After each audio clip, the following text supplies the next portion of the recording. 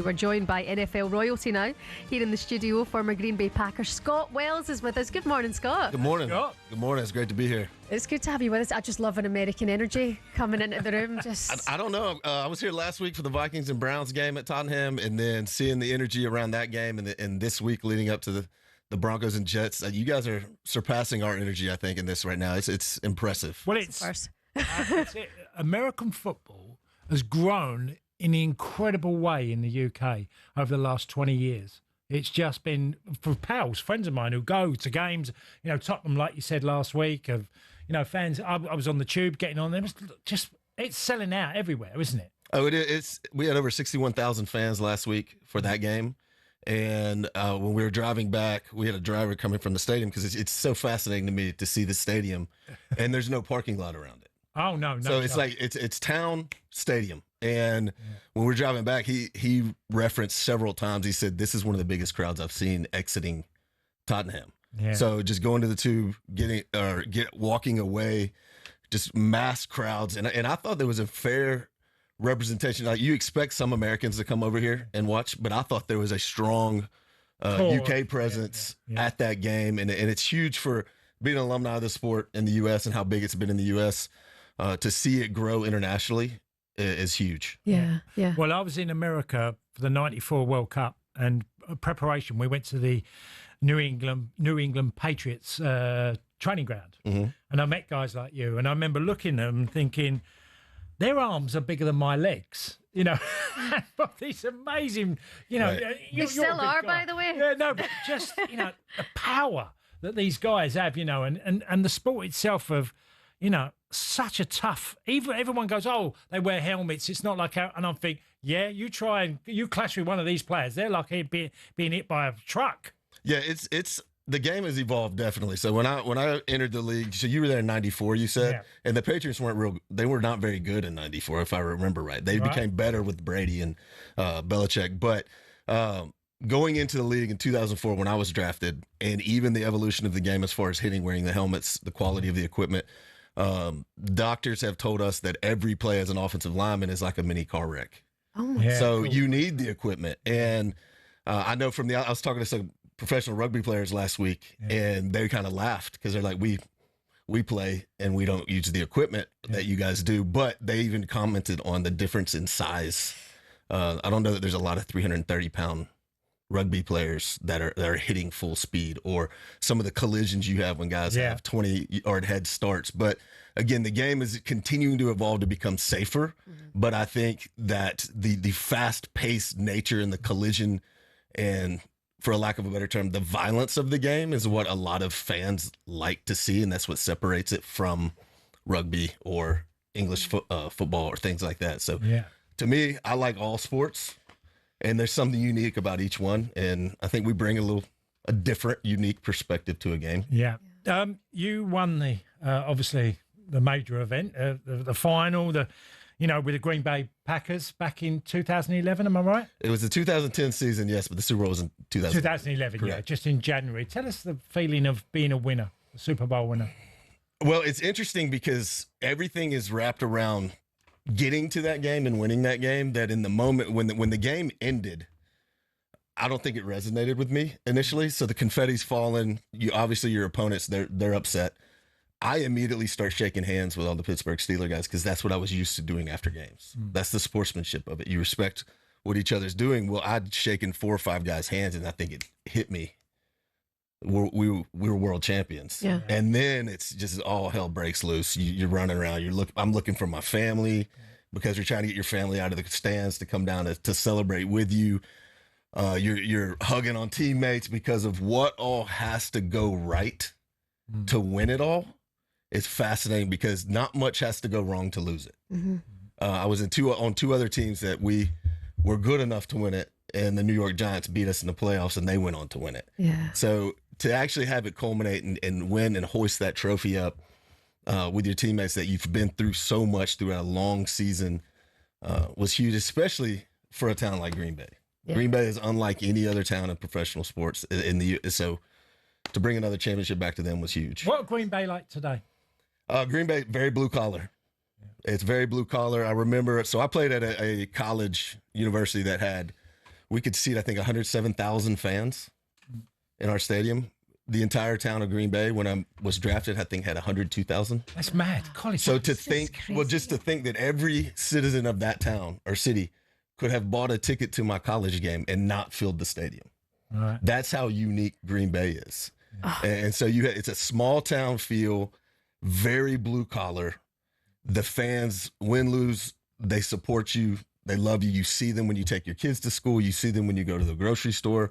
They'll come right up and talk to you. They have no problem coming up and just talking to you like a normal person. So it's a very unique experience. Do you know what we were talking about? We always talk about season tickets on this programme here in talkSPORT, the price of season tickets and whatever like that. 100,000 people are on the waiting list for a Green Bay Packer season ticket. People get on the waiting list so their grandkids can get tickets. A 40-year waiting list as well, in some cases. That's insane. That is insane, but that's just how much this team means. Tell us about the Green Bay Packers and why you're here now in the UK as part of the NFL. Right. So the NFL, obviously, you guys being in the UK, is really investing in expanding the brand across the pond and making sure that we get out there and interact with our fans internationally to help, obviously, to grow the league, but also to, I mean, you guys think about it, you have a 2:30 kickoff here. It was 8:30 back home. So you obviously to watch a game here, it's late. Yeah. It's hard to catch those games. So to bring a game here for your fans to experience it live is huge. But specifically this week with the Packers, we're hosting a huddle event over here, and it's just an opportunity for the fans to come out. I'll be there taking questions. I'll be there interacting with the fans. I think they've got some fun games, or I'm doing some type of eating something on the stage. Where Love it. It's traditional British foods. Classic, cuz. Rate them, not knowing what they are ahead of time. Original. Right, but it's all in good fun. Expand the brand, obviously, but also to get out here and show some love and respect for our British fans, and you know. Can I get your opinion then on? It always divides opinions, but if the Premier League, like our football league, was to do games in America, is that something fans, do you think, over there would be interested in seeing? I mean, obviously the NFL's worked so well over here in this country and expanding the fan base. Does it matter over there, the Premier League? I think it definitely is growing for sure, and I say that because we have Nashville SC in our, so we have an MLS team in Nashville. Yeah. The game where Miami came up, and you had some of those stars that had played in the Premier Leagues or the international leagues, it was a sellout. It was a big deal. And so you had celebrities coming out to the game, and it was the reception of those players. So I think definitely if you had a Premier League, you had Chelsea, Liverpool, you had Manchester United, somebody coming over there playing, then Newcastle, you'd have a good turnout for sure. Yeah. And they've had some international games in the U.S. for soccer yeah, there's loads of pre-seasons, you know, go over for the competition for prepare for the Premier League this year. That is a common theme now. Do you know what? From American football to our soccer, as you call it, I think it's win-win. You know, travelling and going to, you know, some fans might not like it, but there'll be a big element to say, do you know what? It's okay to have a game in another country and play it. Right. You know, I'm sure there'll be American fans that say, no, we should keep American football in the US. I don't know. I think those are few and far between. I think because of the fact that now you have instant media. Yeah. And it's not like what goes on over here that we're completely oblivious to it. And then with sport, I think fans across the sports world, they just love competition. Yeah. And then and for English soccer or English football, soccer in the US is growing at such a rapid pace amongst the youth that they would love to see, all right, this is what an elite player looks like. Because even, you know, we have the MLS, and it's not knocking the MLS. It's huge. Yeah. English Premier League, they promote it at a different level. You got the history there. You have a lot. So I think that the sports fan across the globe, they just love sports. Yeah, yeah. So, I mean, it was, what was it, in New York? They were hosting the Cricket World Cup or getting ready to host it at one time. Yeah. And I was up there meeting with some guys when they were doing that. And it's fascinating to me. I've never seen a cricket match. No, it's very hard. There's a lot of rules. Right, but I'm sitting there saying, all right, they're making an effort to grow that in the U.S. because of how the population is so diverse now. But we have to evolve, don't we? Sport's always involving. Life is. You have to be able to have that. Yeah. We can't have you in the studio for the purists of NFL who'll be listening now. Aaron Rodgers, I mean, he's still playing now. Are you still in touch? What's the situation there? We're not in touch as far as talking. When I've seen him, obviously, if I see him, we'll go up and hug each other. There's a mutual respect there. I saw him a couple years ago when he first joined the Jets. I was up at their training camp, but I am not surprised he's still playing, especially the way everything happened in New York when he exited Green Bay. He is such a competitor. He obviously doesn't want to go out on the note that happened with the injury in New York. So I think he's at the right franchise right now. I think Mike Tomlin's a good coach for a veteran quarterback. He was plug and play with that team. And they're doing well. So I mean, I'm excited to watch. I still am a fan of his. Yeah, yeah. Being a former teammate. Who'd you fancy to win the championship this year? Mm-hmm. That's tough. I don't know. I can't. No. I can't predict. I mean, there's a lot of really good teams, but being a former player. We've only finished the first quarter of the season, is what we always call it. The first 4 weeks, because you break down in quarters, and I just know the year we won it.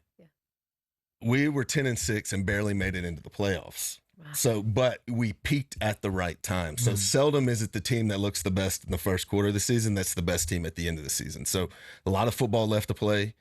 Some big games coming up this weekend. It's not out of the realm of possibility to have a 2-3 team that's 2-3 now or 1-4 now turn the corner and start peaking at the right time. Kansas City have been good in recent years, haven't they? They've been very good in recent years. They've gotten off to a little struggle start this year, but they are always good. You have Patrick Mahomes at quarterback and Andy Reid as your coach. You're going to have a chance. And obviously Taylor Swift's boyfriend's there as well. we like to refer to him as his actual name, but that's okay. I was joking. Yeah, no, but it's. She made him famous, didn't she? Right. Yes. I'm only joking. By the way, when you came in here, I was looking at the finger. I was looking for the ring. Yeah. Where's that? It is in a safe. I don't travel with it. Fair. It's hard to make sure I keep it secure. You only get one of those. Yeah. And it's not exactly easy to replace if it's lost. Huh? You've had three. Oh, different ring. You can see this one I have tattooed on me now. So talking about your wedding ring, I can't take this one off. So it's Well, on AM, on DAB, via the talkSPORT app, and on your smart speaker. talkSPORT.